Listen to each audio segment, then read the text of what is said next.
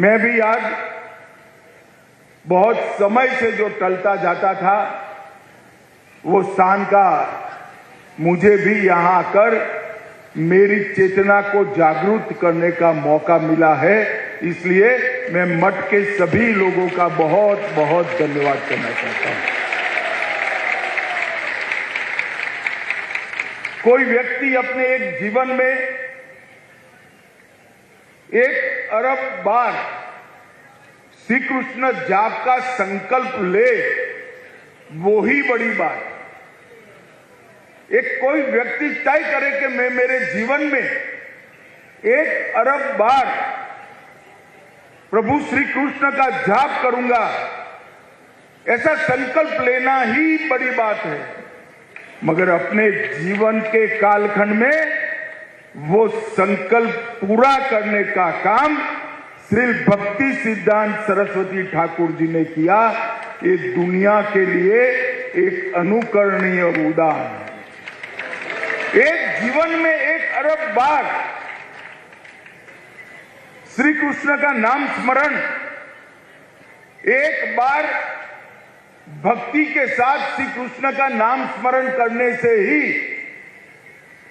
चेतना जागरूक होती है, ऊर्जा की प्राप्ति होती है। कई सारे मन के सामने पड़े हुए अज्ञान के अंधकार दूर हो जाते हैं।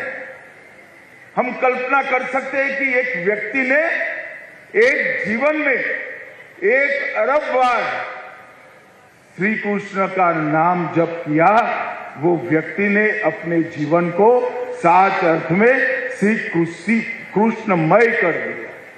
और वही रास्ता उन्होंने गौड़ीय मठ के माध्यम से सबके सामने रखा। तो दुनिया में इसको मानने के लिए कोई तैयार नहीं होगा कि 1 अरब श्री कृष्ण नाम स्मरण कोई कर सकता है। श्री भक्ति सिद्धांत स्वामी जी ने धर्म को कई प्रकार की मान्यताओं की रूढ़ियों से बाहर निकालने का उन्होंने सिद्धांत प्रस्तावित किया कि आधुनिकता धर्म की दुश्मन नहीं है। आधुनिकता से ही धर्म आगे बढ़ता है, वो धर्म की साथी है। और एक जमाने में प्रिंटिंग प्रेस को वर्ज्य माना जाता था। सुनना, याद करना, इसके माध्यम से ही भक्ति पनपती थी, बढ़ती थी, फैलती थी। उन्होंने प्रिंटिंग प्रेस को बृहत मृदंग का नाम देकर ये बताया कि मृदंग की आवाज तो कुछ दूर तक जाती है, मगर प्रेस में छपी पुस्तक 7 सागर बाहर जाकर भी भक्ति का प्रचार। और ये रूढ़ी तोड़ने में बड़ी हिम्मत चाहिए। जब श्री कृष्ण के प्रति भक्ति अचल हो, अनन्य हो, उसके प्रति श्रद्धा दृढ़ हो, तभी रूढ़ियों को तोड़ने का साहस आ सकता है। और उन्होंने ये जो आध्यात्मिक इनोवेशन किया, नवाचार किया, इसके माध्यम से ही आज इस संप्रदाय विश्व के 7 खंडों के आत्माओं के कल्याण के लिए कार्यरत हो पाया है। मैं मेरे सार्वजनिक जीवन में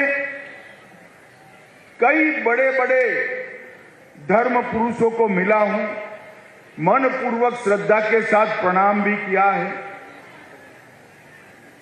मगर मुझे अहमदाबाद में इस्कॉन मंदिर में एक साधु ने बताया कि जब कोई शिष्य उनको प्रणाम करता था तो वो सामने से कहते थे दासोस्मि, मतलब मैं तुम्हारा सेवक हूं। अगर ये भाव मन में है तो ईश्वर कभी भी दूर नहीं रह सकता।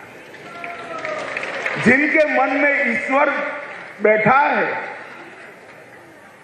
वो अपने आप को सभी का दास कहता है। और उन्होंने गुरु की व्याख्या बहुत सुंदर की थी। उन्होंने कहा, जिस दिन गुरु सोचने लगता है कि मैं गुरु हूं, तो गुरु शब्द में से ऊ निकल जाता है और गरु ही बच जाता है। गरु का मतलब जानवर होता है।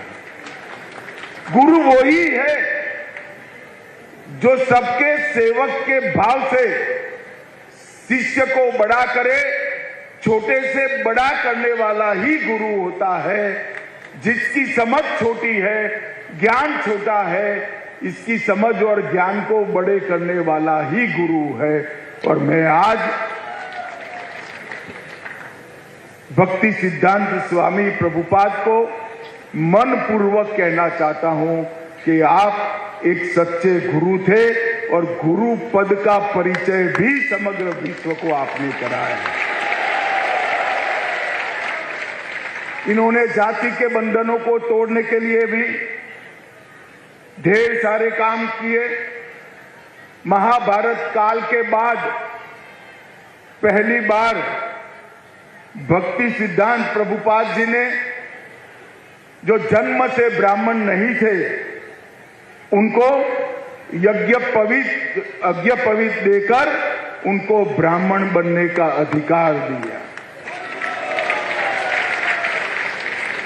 उन्होंने कई प्रकार की रूढ़ियों को तोड़ा और युक्त वैराग्य की नई व्याख्या समाज के सामने की कि वैराग्य का मतलब दुनिया को छोड़ना नहीं है। दुनिया की हर वस्तु को श्री कृष्ण की सेवा में लगाना ही वैराग्य है। वैराग्य का मतलब अपने अंदर की बुराइयों से दूरी कर देना। वैराग्य का मतलब संसार में सब कुछ छोड़ना नहीं है, बुराइयों को छोड़कर समस्त संसार को श्री कृष्ण की भक्ति में लगाना ही वैराग्य है। और आज ऐसे युग दृष्टा, युग पुरुष, महापुरुष का 152वां जन्म जयंती है। एक प्रकार से कई लोग भक्ति सिद्धांत प्रभुपाद जी को जीवंत विश्वकोश भी कहते हैं। वो खगोल विद्या के बड़े जानकार थे। गणित और संस्कृत का बहुत अध्ययन रहा उनका, और फिर भी सभी कुछ श्री कृष्ण के चरणों में समर्पित कर भक्ति मार्ग पर ही पूरा जीवन उन्होंने व्यतीत किया।